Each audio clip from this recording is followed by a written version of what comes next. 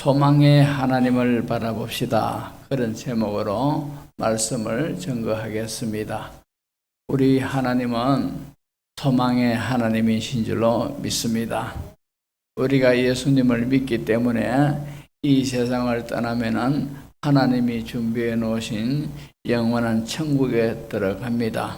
따라서 우리가 천국을 바라볼 때 이런 소망을 주신 하나님을 바라보며 기뻐하며 감사하고 있습니다.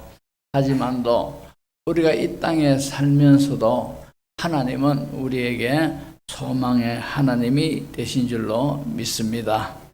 왜 그런가 하니까 하나님은 우리가 이 세상에 사는 삶에도 무관심하신 그런 분이 아니시고 자세하게 모든 것들을 관여하시고 연약한 부분도 붙들어 주시고 약한 부분도 하나님께서 강하게 하시고 어려움 당할 때에도 하나님이 위로해 주시고 수렁에 빠질 때에도 건져 주시는 모든 면에서 위로해 주시고 모든 면에서 사랑으로 은혜 주시는 그런 하나님이시기 때문에 우리가 이 세상에 살면서도 우리 하나님은 소망을 주시는 하나님이신 줄로 분명히 믿습니다.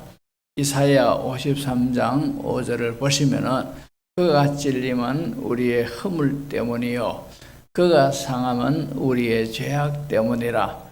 그가 징계를 받음으로 우리가 평화를 누리고 그가 채찍에 맞음으로 우리는 나음을 받았도다. 이 받았도다 하는 이 말씀이 완료형입니다. 시제가.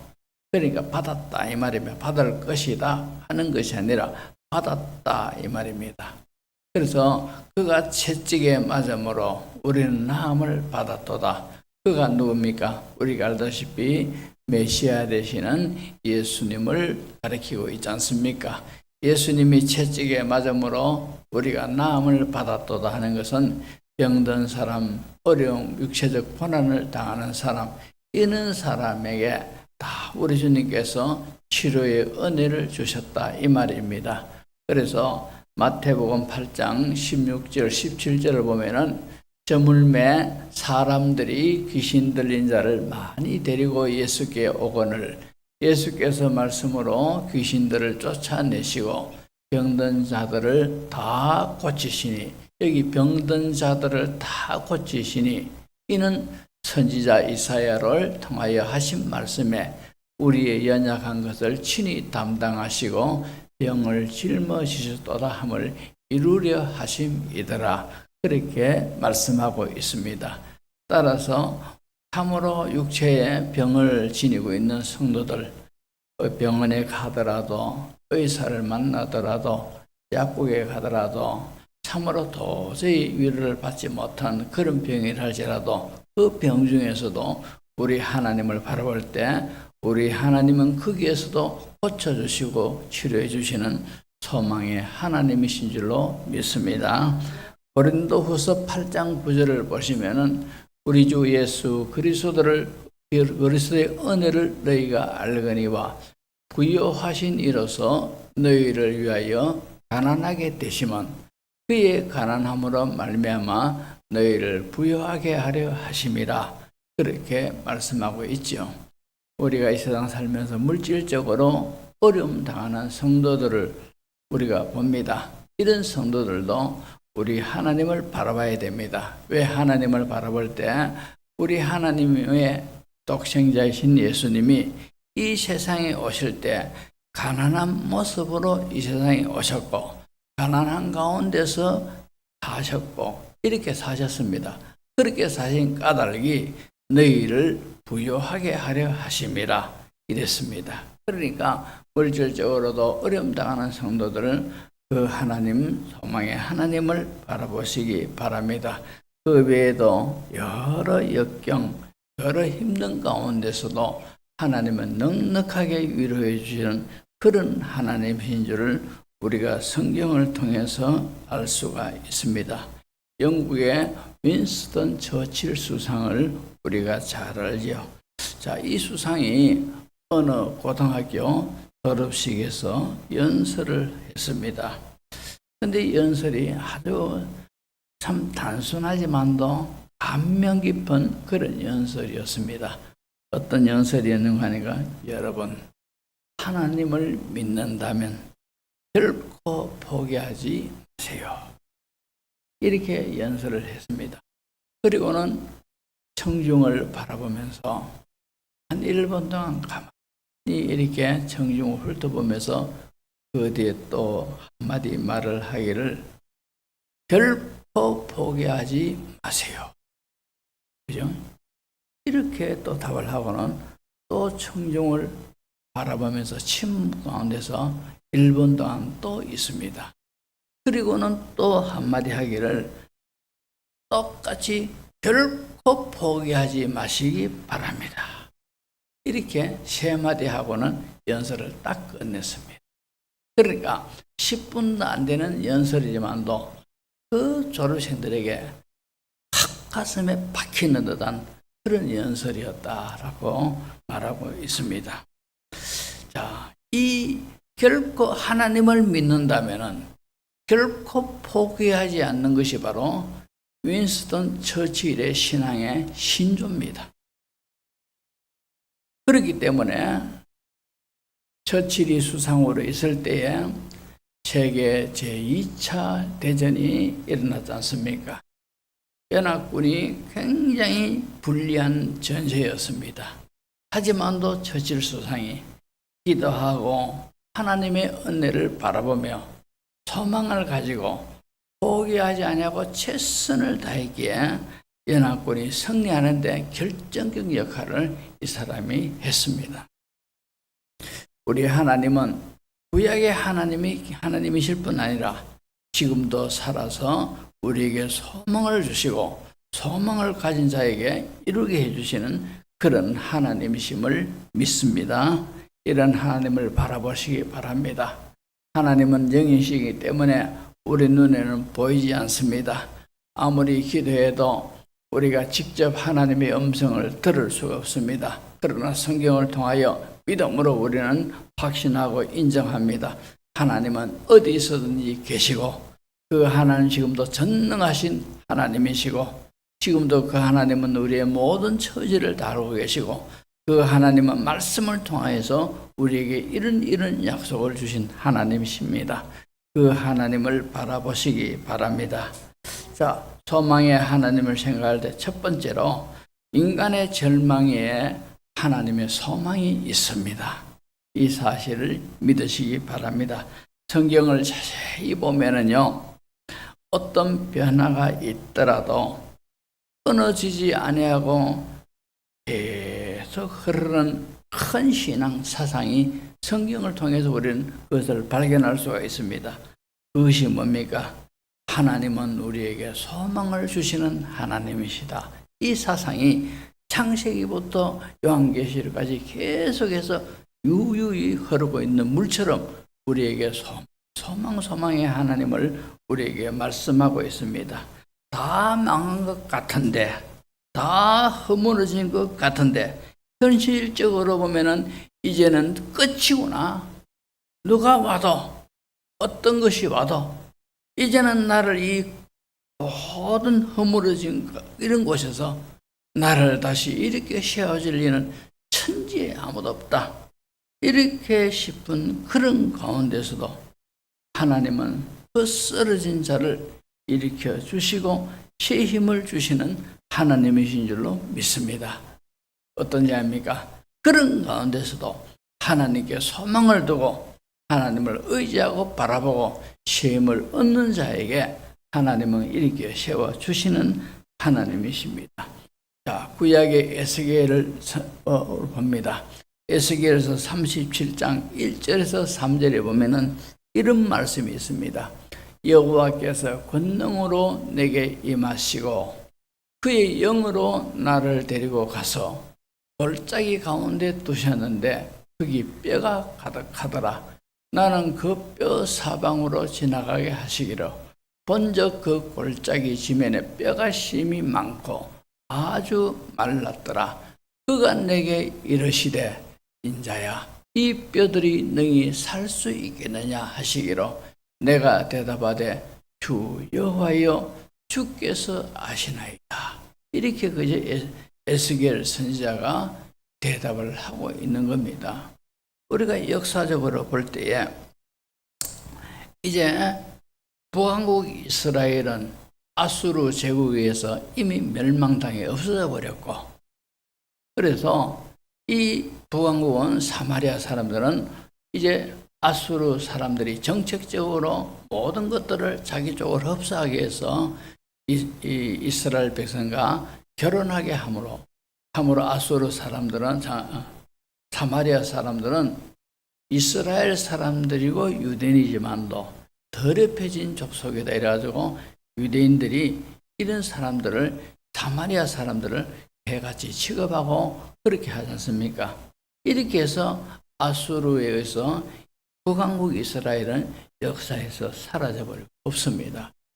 그리고 드디어 남왕국 유다가 주전 597년에 바벨론의 침공을 받습니다. 엄청나게 침공을 당하고 피해를 많이 받았습니다. 그리고는 이 침공으로 인해서 1차 포로를 이 바벨론이 똑똑한 사람, 그러니까 자국에 도움되고 유익이 되고 이런 사람들, 인재들만 뽑아가지고 포로로 잡아가지고 바벨론으로 데려갑니다. 거기에 포로로 끌려간 1차 포로로 끌려간 사람 중에 우리가 잘 알듯이 다니엘이 있고, 그리고 느부갓네살 다니엘과 그리고 세 친구들도 거기에 다 있고, 거기에 또 에스겔 선자도 거기에 포함되어서 끌려갑니다. 자, 그 다음에 2차로 또 바벨론이 침공을 해서 완전히 이스라엘을 함락시키고, 그리고 예루살렘 성전까지도 다 이제 허물어 떨입니다. 그것이 바로 BC 586년에 이루어지지요. 그런데 에스겔 선지자가 1차 포로로 바벨론에 끌려가 있는 가운데서, 그러니까 바벨론이 이스라엘을 1차로 침공해서 1차 포로민을 잡아간 때가 597년이라 할 때, 끌려간 이 사람 중에 이 에스겔 선지자에게 하나님이 영이 임하여가지고 그를 선지자로 세웁니다. 그것이 바로 끌려간 지 4년 만에 하나님이 에스겔 선지자에게 임하여가지고 이스라엘을 향하여서 예언을 하게 합니다. 그래서 이때에 이스라엘의 포로로 끌려간 이 에스겔이 하나님의 영에 의해서 예언을 쭉 하고 있는데, 그 예언 중에 하나가 바로 오늘 본문의 말씀을 지금 말하고 있는 겁니다. 하나님의 영이 그를 골짜기로 데려가는데 골짜기에 뼈가 가득하더라. 근데 뼈가 있는 사방으로 지나가는데 뼈가 그냥 있는 것이 아니고 뼈가 아주 마르고 말랐더라는 것이. 그러니까 그런 것을 보면서 하나님이 에스겔 선지자에게 이 뼈들이 능히 살 수 있겠느냐 이렇게 묻습니다. 물으니까 에스겔이 하는 말이 하나님이 아십니다 이렇게 대답을 하지, 그죠? 그러니까 이 뼈들을 보면은 이 뼈들이 살아난다는 것은 0.00001%도 없는, 완전히 그죠, 살 수가 없는 그런 뼈들입니다. 왜? 뼈가 바짝 말른 뼈들이 거기 있으니까. 이것은 바로 이스라엘이 바벨론의 포로로 끌려가지고 완전히 소망이 없는 그런 상태를 하나님이 에스겔 선지자에게 보여주고 있는 겁니다. 그러면서 이 뼈들이 살겠느냐 이렇게 물으니까 하나님이 아십니다 이렇게 대답을 합니다. 그리고는 또 에스겔 37장 4절 5절에 이제 또 하나님이 이렇게 말씀합니다. 또 내게 이르시되 너는 이 모든 뼈에게 대언하여 이르기를 너희 마른 뼈들아 여호와의 말씀을 들을지어다. 여호와께서 이 뼈들에게 이같이 말씀하기를 내가 생기를 너희에게 들어가게 하리니 너희가 살리라. 그러니까 하나님의 말씀을 이 뼈들을 향해서 에스겔 선지자 보고 대언하라고 하시는 겁니다. 바짝 마른 이 뼈들을 향해서 하나님이 에스겔 선지자를 통해서 이 뼈들에게 말하게 하는 겁니다. 내가 생기를 너희에게 주리니 너희가 살아나리라. 바짝 마른 이 뼈들에게 하나님이 그렇게 말하라고 합니다. 자, 선지자 에스겔이 그렇게 말을 했습니다. 살아날 수가 없고 바짝 마른 그런 뼈들만 수북한 이 가운데 있는데 놀라운 반응이 일어납니다. 에스겔 37장 10절을 보면은 이에 내가 그 명령대로 대언하였더니 생기가 그들에게 들어가며 그들이 곧 살아나서 일어나 서는데 극히 큰 문제더라. 그렇게 기록하고 있습니다. 다시 말해서 이스라엘 나라가 지금은 마른 뼈처럼 완전히 이렇게 소망이 없지만도 하나님이 다시 살아나게 하겠다, 이 말씀입니다. 역사적으로 다시 회복되지, 그죠? 지금도 중동 지역에서 조그만 땅덩이 속에 있는 이스라엘이지만도 주변에 전부 다 아랍 국가들입니다. 하지만 거기에서도 큰 소리는 혼자 치는 것이 바로 이스라엘 나라더라, 아닙니까? 그죠? 자, 이처럼 인간적으로 볼 때도 전혀 소망이 없는 뼈가 바짝 마른 그런 상황이라 할지라도 하나님은 그 뼈에게 소망을 주시는 하나님이시고, 그 뼈 상태와 같이 그런 처지에 있는 사람들이 소망의 하나님을 바라보고 하나님의 언약을 붙들고 하나님 말씀 앞에 바로 서면은 하나님은 일으켜 세워주시고 소망을 갖게 하시는 그런 하나님이시더라, 이 말입니다. 믿으시기 바랍니다. 지금도 하나님이 도와주시고 지금도 하나님이 역사하시면은 우리의 모든 처지에서도 우리는 일어날 줄로 믿습니다. 오늘 본문 3절 4절을 보시면은 이렇게 말씀하고 있습니다. 다만 이뿐 아니라 우리가 환난 중에도 즐거워하나니, 환난을 당했는데, 어려움을 당했는데, 기가 막힐 상황을 만났는데 즐거워할 사람이 누가 있겠습니까? 그러나 성령에 감동되어서 이 말씀을 기록한 이 사도 바울이 하나님의 말씀을 기록하기를 우리가 환난 중에도 즐거워한다는 것이죠. 즐거워하는 이유가 됐습니까?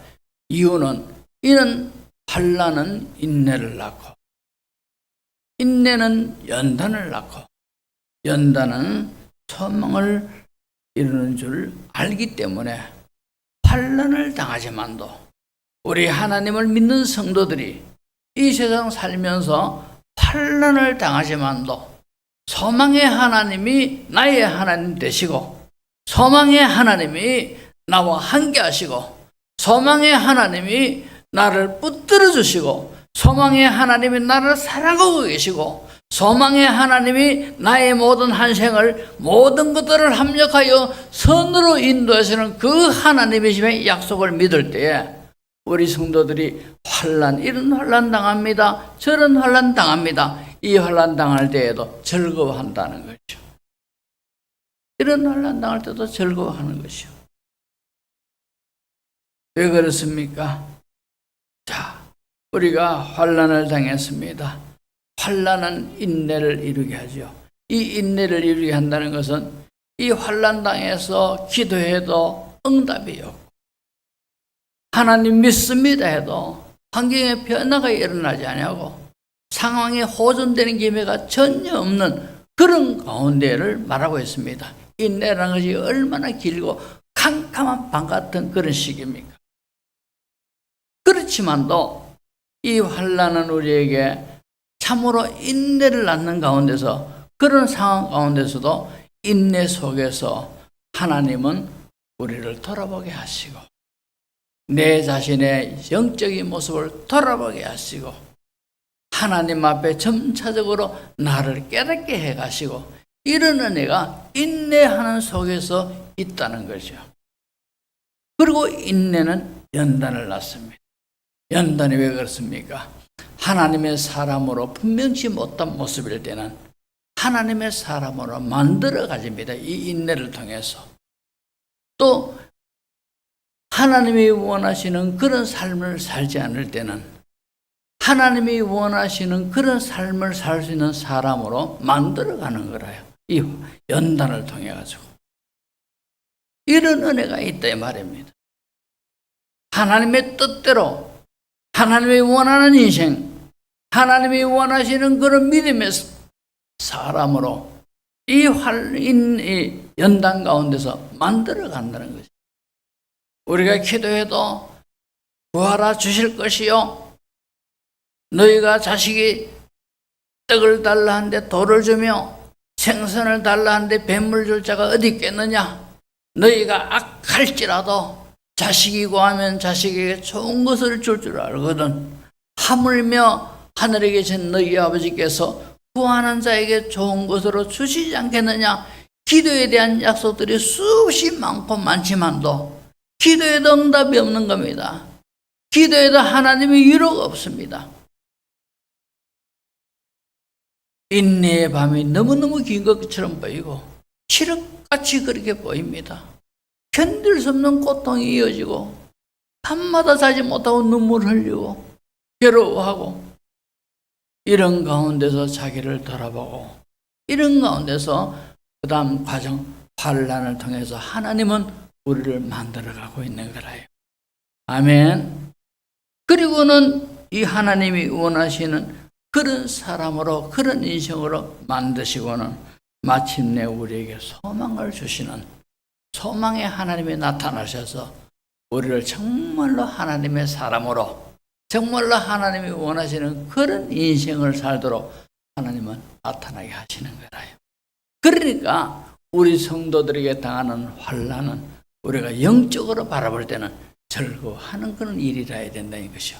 아멘. 우리가 이런 믿음이 안 생기면은 하나님이여 이 말씀을 믿을 수 있는 믿음을 내게 주시옵소서. 우리가 기도하셔가지고 이 말씀의 은혜를 깊은 은혜를 깨달으시기 바랍니다. 그래서 이 환난은 인내를, 인내는 연단을, 연단은 마침내 우리에게 소망을 주시느니라. 이 말씀이 이 세상에 살고 있는 우리 모든 성도들에게 주시는 하나님의 약속이고 말씀인 줄로 믿습니다. 욥의 인내를 우리가 잘 알지 않습니까? 욥이 욥기서 23장 8절에서 9절에 그의 처지가, 영적인 처지가 어떻습니까? 그런데 내가 앞으로 가도 그가 아니 계시고 뒤로 가도 보이지 아니하며 그가 왼쪽에서 일하시나 내가 만날 수 없고 그가 오른쪽으로 돌이키시나 뵐 수가 없구나. 다시 말해서 욥이 참으로 그 많은 재산이 다 한꺼번에 날아가 버리고 10잔자가 한 지붕에 깔아앉은 한 지붕에서 압사당해서 다 죽어버리고 자기 몸은 머리 끝에서 발끝까지 견딜 수 없는 그런 피부병으로 괴로워하고 얼마나 괴로워하는 것 때문에 기아 조각으로 아픈 다른 부분을 긁습니다. 긁으면 피가 나고 또 피 아프고 고름이 생기고 견디지를 못합니다.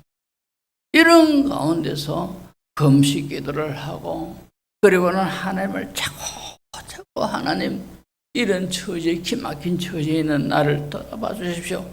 기도를 해도 내가 앞으로 가도 그가 안에 계시고 뒤로 가도 보이지 아니하고 그가 왼쪽에 일하시나 내가 만날 수 없고 그가 오른쪽으로 돌이키시나 뵐 수가 없구나.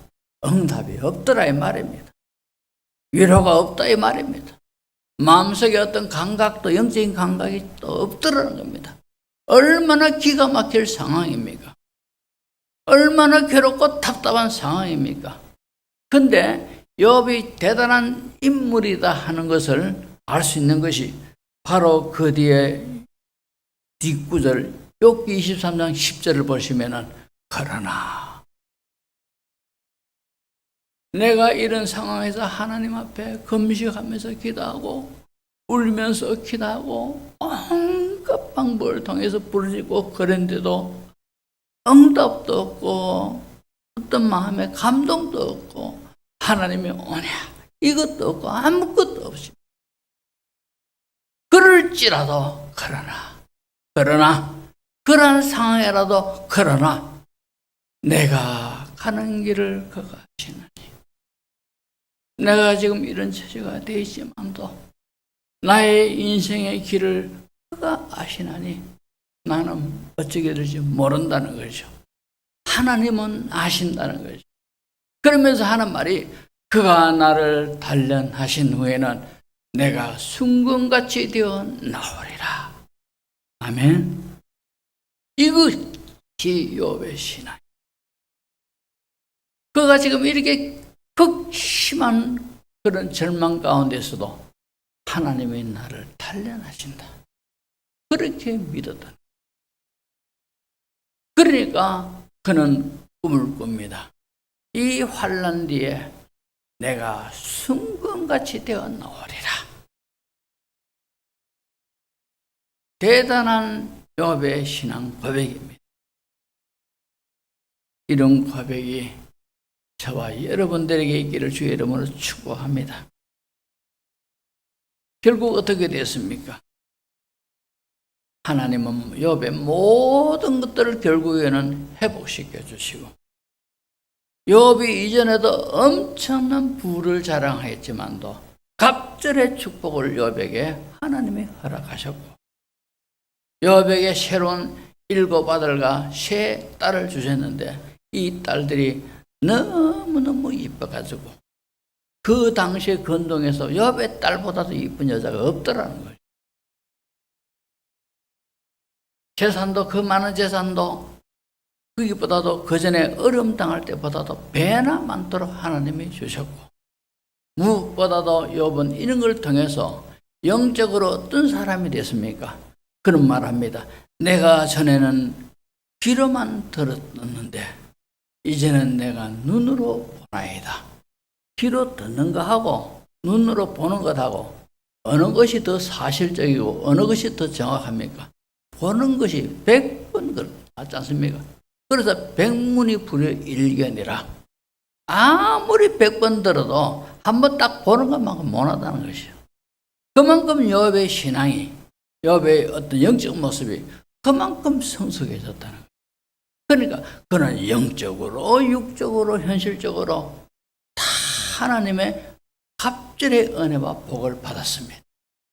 우리 하나님은 그런 욥에게도 욥이 하나님을 바라보니 하나님은 소망에 하나님이 대해주시고 결국에는 소망을 노래하게 하시더라 이 말입니다. 아멘. 당신의 날개로 나를 이루다 책을 쓴 사람이 있습니다. 그 책을 쓴 사람이 마리 버기스라는 여사인데 인도 여자입니다.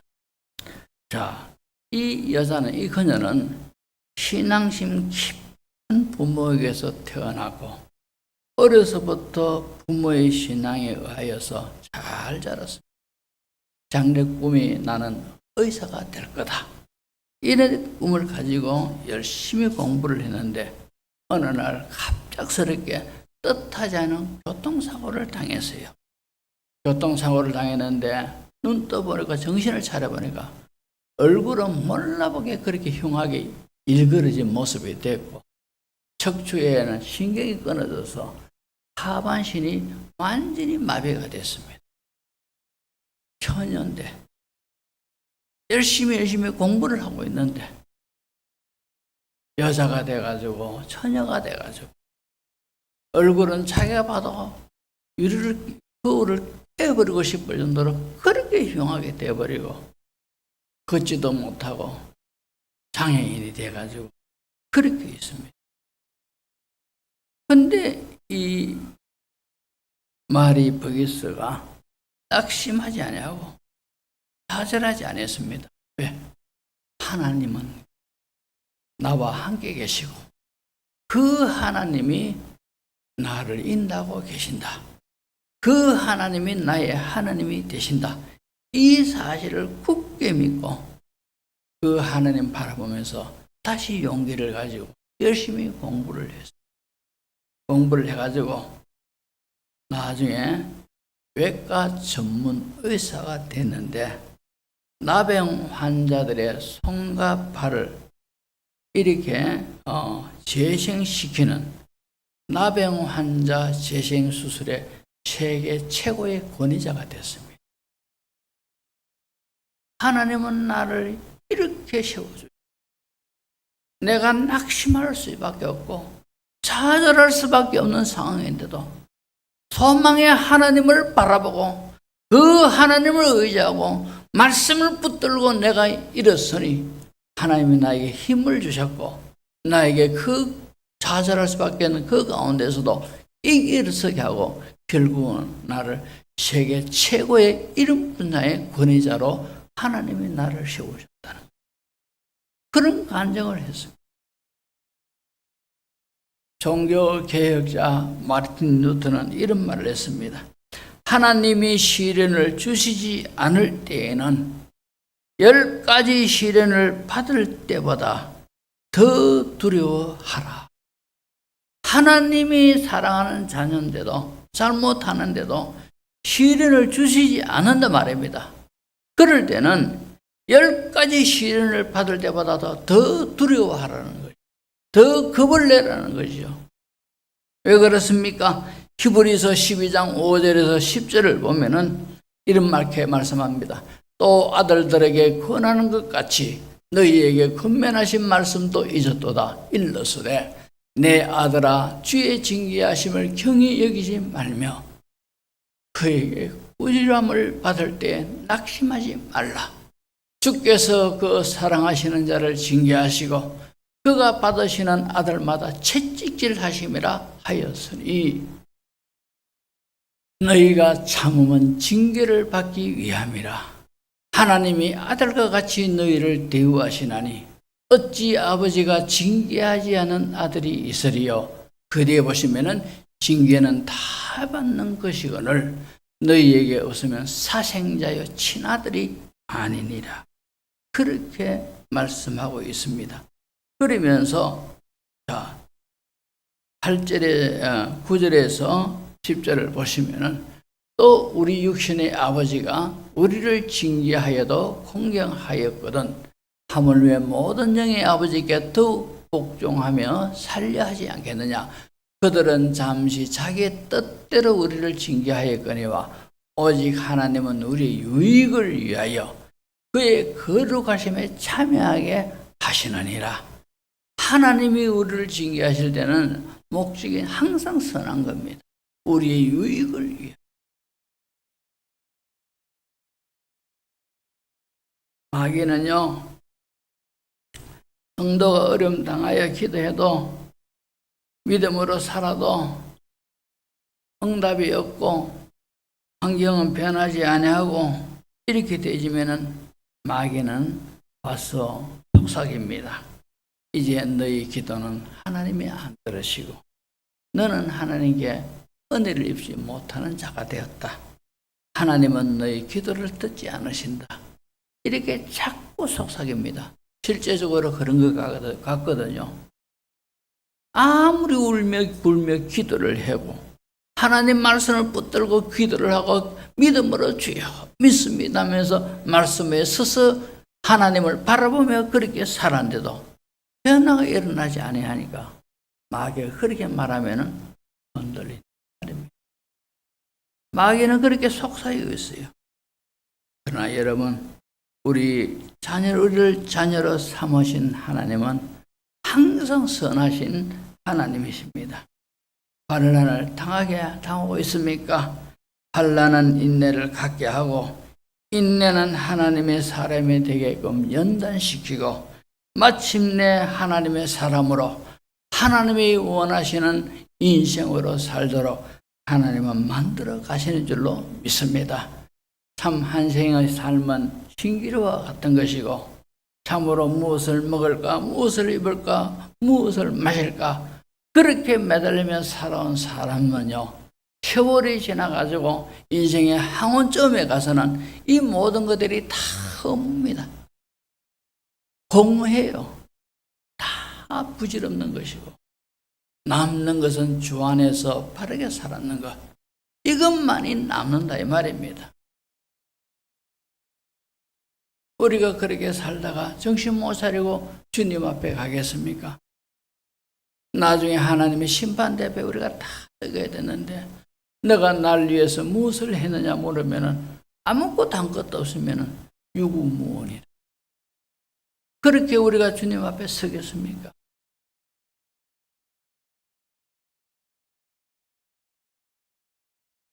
시편 23편 3절 4절은요 어려움 당한 성도들에게 참 위로가 되는 말씀입니다. 여기 다윗의 기도신데요, 1절에 여호와는 나의 목자시니 하나님은 내 목자가 되신다는 거예요.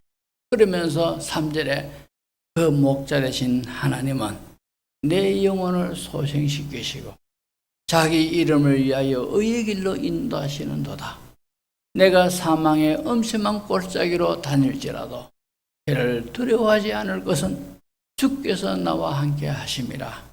주의 지팡이와 막대기가 나를 안위하시나이다. 이런 고백을 다윗이 합니다. 근데 여기서 보면은 3절에 내 영혼을 소생시키시고, 이 말은 나의 영적 모습을 다시 회복시키시고 잘못된 데서 다시 되돌리시고, 이런 뜻이 소생입니다.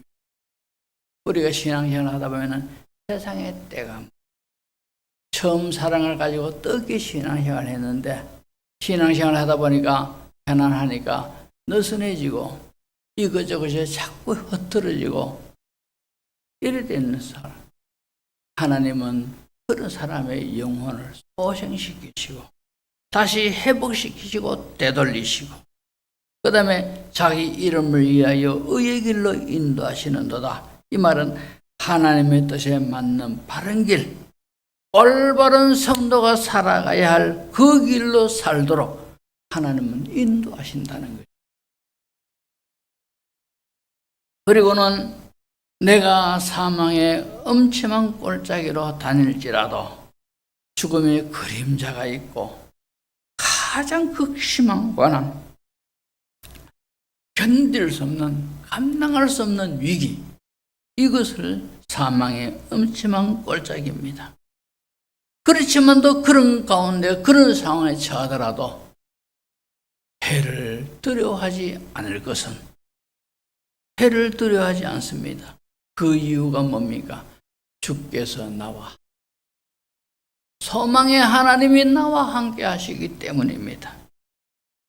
나와 함께 하신 그 하나님이 사망의 골짜기에서 내가 괴로워하고 절망해할 때 하나님의 지팡이와 막대기가 나와 함께 하시면서 인도하시는 거예요.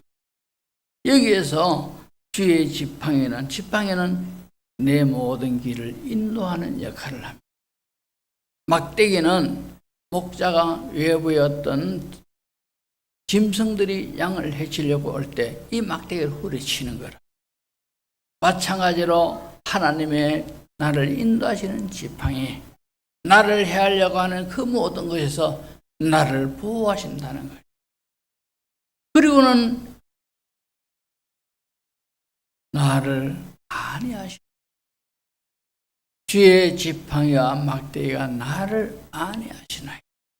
안위한다 하는 이 말이 무슨 말입니까? 위로해 준다는 거죠. 안정시켜 주신다는 겁니다. 평안을 준다는 겁니다. 목자 되신 하나님이 이렇게 은혜 주신다고 이 말씀을 통해서 우리들에게 또다시 약속하고 계신 줄로 믿습니다. 저는 이 설교를 준비하면서 제 자신을 돌아봅니다. 참, 나는 어쩌다가 평생을 고통 가운데서 이렇게 내가 이렇게 참한다가 하다가도, 그래, 이런 고통 가운데서도 여기까지 온 것이 하나님이 함께 하셨고, 하나님이 붙들어주고, 하나님이 인도하시고, 저는 그렇게 느끼십니다.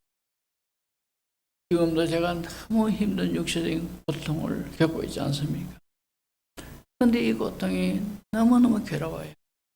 그래서 기도를 하기를, 하나님 나를 빨리 해보시게 주십시오.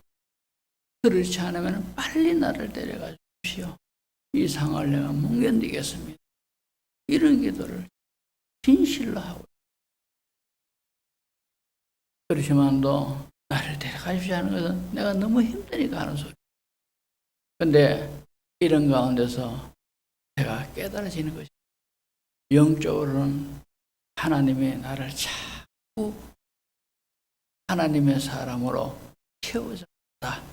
이걸 제가 한쪽으로 느끼고 있어요. 그래서 어떻게 보면은 참 나는 하나님의 특별한 큰 사랑을 나는 잊고 사는 인생이구나. 이런 것을 느끼면서 감사하게 됐다가 또 현실을 보면은 괴로우니까 하나님 와 이랍니까? 이렇게 하다. 그렇게 지금까지 왔습니다. 앞으로도 하나님이 저를 어떻게 인도하실는지, 어떻게 해서 기가 막힌 반전의 삶을 살게 하실는지 저는 모릅니다. 아니면 이렇게 하다가 하나님이 데려가시는지 전 그것도 몰라요. 그러나 분명한 것은 하나님 앞에서 하나님의 사람으로 더욱더 바르게 살다가 바르게 서게 하기 위해서 하나님은 만들어 가신다. 이것만은 틀림없이 믿습니다.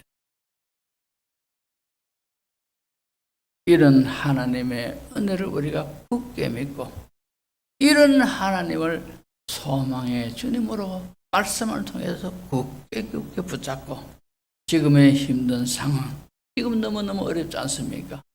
지금의 이 힘든 상황을 이겨내는 하나님의 사람으로 만들어져가는 그런 은총을 입는 성도님들 되시기를 주의 이름으로 축복합니다. 기도합니다.